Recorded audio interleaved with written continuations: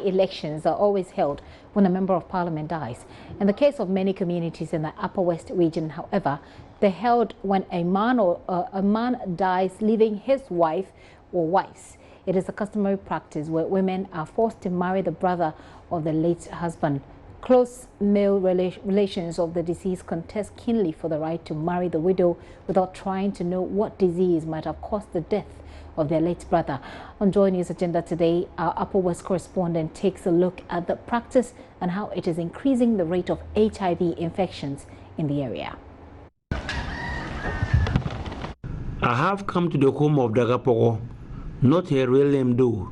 Dagapoko is 40 years old and a mother of 4. She's been living here for the past 6 years. Her husband died 12 years ago. 6 brothers of her deceased husband sought her hand in marriage with the reason that she is a good woman and would love to keep her in the family to take care of her 4 children.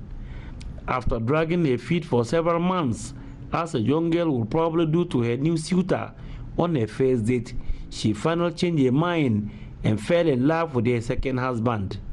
The relationship only lasted for 11 months before he also died. Dagapoko believes that she got the disease from her third marriage. I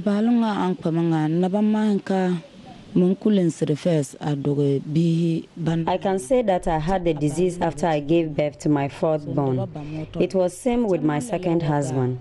I have every belief that I got the disease through my 3rd husband, who was secretly going to the Nadoli hospital for antiretroviral drugs. But that couldn't save him and he died.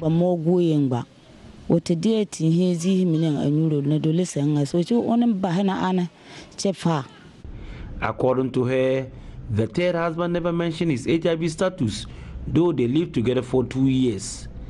Even when he saw his hospital folder indicating that he has a disease, an argument ensued which ended in the husband beating her up.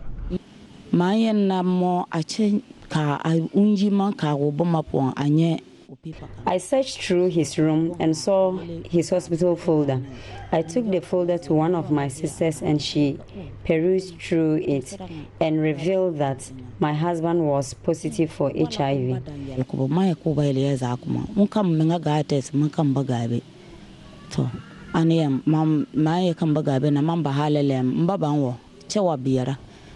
She asked whether he told me about the disease and I said no. I later fell sick and one of my aunties took to a laboratory in Wa where I also tested positive for HIV.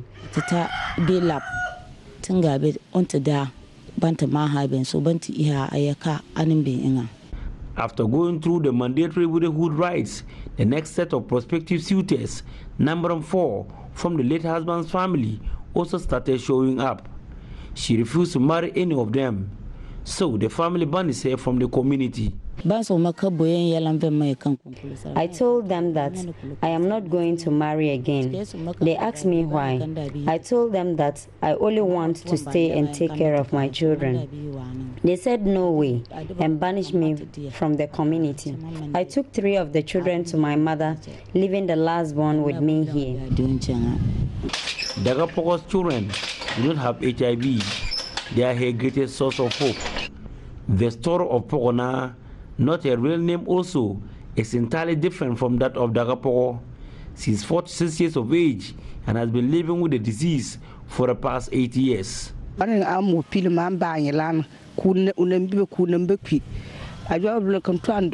tested positive for HIV after giving birth to my last born. My husband was still alive. After that, I abstained from having sex with him. It didn't take long before he also fell ill, but he refused to go for testing.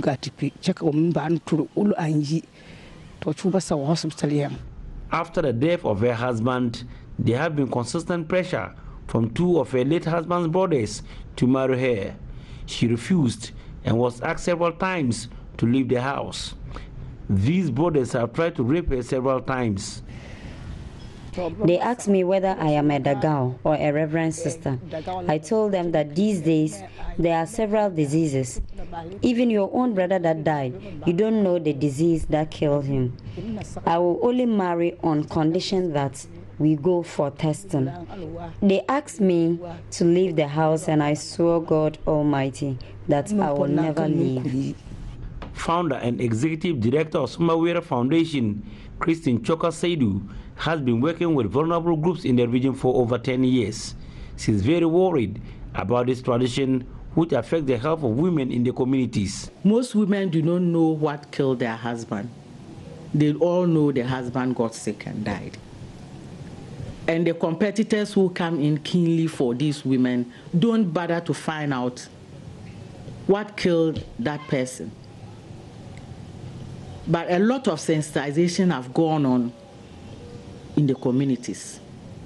And while we were there, we made them to understand that HIV hasn't a cure, but it can be managed. As a human rights activist, she has been campaigning against this cultural practice, which allows families to send women who refuse to marry the brothers of their late husbands out of their homes. It should be a compromise. It shouldn't be a force. You loved one person and you came to marry that person in the family. That person is no more. Perhaps you are not going to make a choice again that will suit the first choice. So it is difficult for you to just rush in and marry. So if she is not married and she stays in and comports herself, goes by their rules and regulations as their wife, but not intimate wife, in intimacy, I think she should be considered. They should be treated with humility. This practice is seen by some experts as one of the critical reasons why HIV is spreading within parts of the three northern regions. Lubabo Tusali is a principal nursing officer and in charge of the ART clinic. Sally has been encouraging women to be strong and refuse to marry said men until they are sure of the man's medical conditions. They don't always want to accept it, but because of force, they are forced them to marry. And then some even have their tradition that when your husband died and you are still young, you can die, or they will even sack you if you are not agreeing to marry any family member in the year. They will sack you from that. And some of them don't have anywhere to go. And once it's a tradition, the parents of even the lady will not also allow her to come to the house because she didn't disclose. She would not like to disclose to the parents. So it actually becomes a worry. So finally they will accept, and when they accept, they go to infect people. Many are of the belief that the practice also has religious roots. That is why it is difficult to abandon. Wawe Sekud Murabi of the Ahmadiyya Muslim Mission, Alhaji Abdul Rahman Harun, discounted that notion, saying it is a complete misrepresentation of Islam. The husband passes away, and then he gets 4 months, 10 days. Then he's right to marry or to stay. And then if he means to stay, the family has the right to take care of her for a year. After the year, and then he wishes to go back, he can just go to the family. Can't force her to marry you? At all, you can never force her because the husband has passed away. No, unless you ask her view, if he allows. This is the Voluntary Counseling and Testing Center of the Upper West Regional Hospital. Every week, members of the network of persons living with HIV/AIDS converge there to hold meetings. One of the issues on their table for this week is the issue of by-election. At least, that's how people here call this customary practice, where women are forced to marry a brother of their late husband. I advise my women that when someone loves you, don't tell him that you are having a thing, but you talk to him in a way that you bring him to us, the council, what to do. Technical coordinator of the Ghana AIDS Commission in the Upper West region, Dramani Yakubu, said they are yet to ascertain as to whether increase in the prevalent rate is as a result of the by-election, but was quick to point that it may be the likely cause. Because of cultural practice, we know it's a sensitive issue. You have to be very careful on how you go about it. So we advocate, we tell the chiefs that if they can put in strategies so that whoever wants to inherit another a brother's wife, they should do the HIV test before. Even though they are aware of the consequences or the deadly nature of this sociocultural practice, they won't let it go. The best option for them maybe is to go for testing. Reporting for JoyNews Agenda, Rafiq Salam. Wow.